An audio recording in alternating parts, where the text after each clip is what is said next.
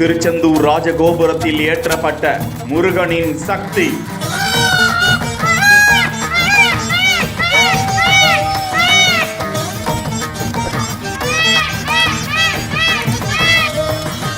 எத்திக்கிலிருந்து பார்த்தாலும் எச்சரிக்கை செய்யும் சக்திவேல்.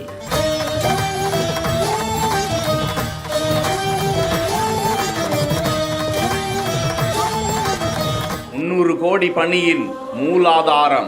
முருகனின் இரண்டாம் படை வீடான திருச்செந்தூர் சுப்பிரமணிய சுவாமி கோவிலில் தமிழக அரசு சார்பில் 100 கோடியும் HCL நிறுவனம் சார்பில் 200 கோடியும் ஒதுக்கப்பட்டு கோவில் பெருந்திட்ட வளாக பணிகள் நடந்து வருகின்றன. பணிகள் நிறைவடைந்து வருகின்ற ஜூலை மாதம் 7ஆம் தேதி அந்த மகா கும்பாபிஷேகம் காணவிருக்கிறது.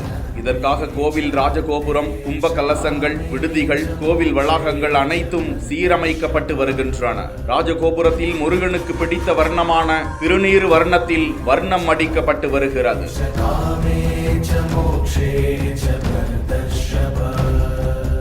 முன்னதாக ராஜகோபுரத்தில் 40 அடி உயரம் கொண்ட வேல் அமைக்கப்பட்டிருந்த நிலையில் அந்த வேல் அகற்றப்பட்டு புதிய வேல் பொருத்தப்படும் என தெரிவிக்கப்பட்டிருந்த நிலையில் புதிதாக வடிவமைக்கப்பட்ட 40 அடி உயரம் கொண்ட பிரம்மாண்ட வேல் பொருத்தும் பணி நடந்து கொண்டிருக்கும் காட்சியை தான் பார்த்து கொண்டிருக்கிறோம்.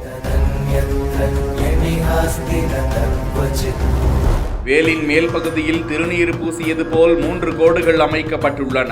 அதன் நடுவே திலகமிட்டது போல் பொட்டு வைக்கப்பட்டுள்ளது. இந்த புதிய வேல் சென்னையில் 1 மாத காலமாக உருவாக்கப்பட்டு கோவிலுக்கு கொண்டு வரப்பட்ட நிலையில் செந்தூர் ராஜகோபுரத்தில் இருந்து அந்த வேலை சுமார் 5 கிலோமீட்டர் சுற்றளவில் இருந்து எங்கிருந்து பார்த்தாலும் தெரிகின்றது.